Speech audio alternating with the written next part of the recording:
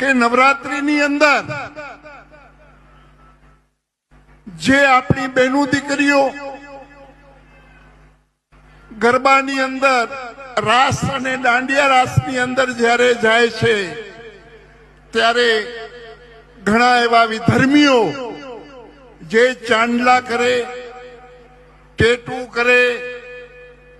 Duplicate આધાર card બનાવે અને આપણી બહેનો દીકરીઓને જે ટાર્ગેટ કરે છે, તો આજે યુવાધન પાસે એક સાધુ તરીકે હું પ્રાર્થના કરું, પ્રભુ પેલા બહેનો દીકરીઓ માટે માથા દઈ દેતા, હવે ખાલી ધ્યાન તો રાખજો, તમે ખાલી માથા દેવાની જરૂર નથી, દઈ પણ દેવાય તોય વાંધો નહીં.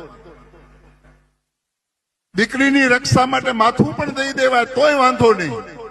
પણ નવરાત્રીની અંદર ખાસ પ્રભુ જ્યાં જ્યાં પંડાલો હોય ત્યાં અહીંયા જ્યાં તમે મારો અવાજ સાંભળો છો, તો એક સાધુ તરીકે, ભગવા ભેખ તરીકે હું તમને પ્રણામ કરીને કહું છું કે દાંડિયા ઓછા રમજો, પણ આપણી બહેનો દીકરીઓ રમતી હોય એ કેમ સલામત રહીએ એવું ધ્યાન રાખજો. કેમ કે વિધર્મીઓ આપણી બહેનો દીકરીઓને ટાર્ગેટ બનાવે છે અને વિધર્મીઓ આજે પ્રભુ 2 દિવસ પહેલા જ ભારતના પંતપ્રધાન માનનીય મોદી સાહેબ ના માતુશ્રી વિશે જો અપશબ્દો બોલી જતા હોય આ નાલાયકો, તો આપણે સમજવાનું છે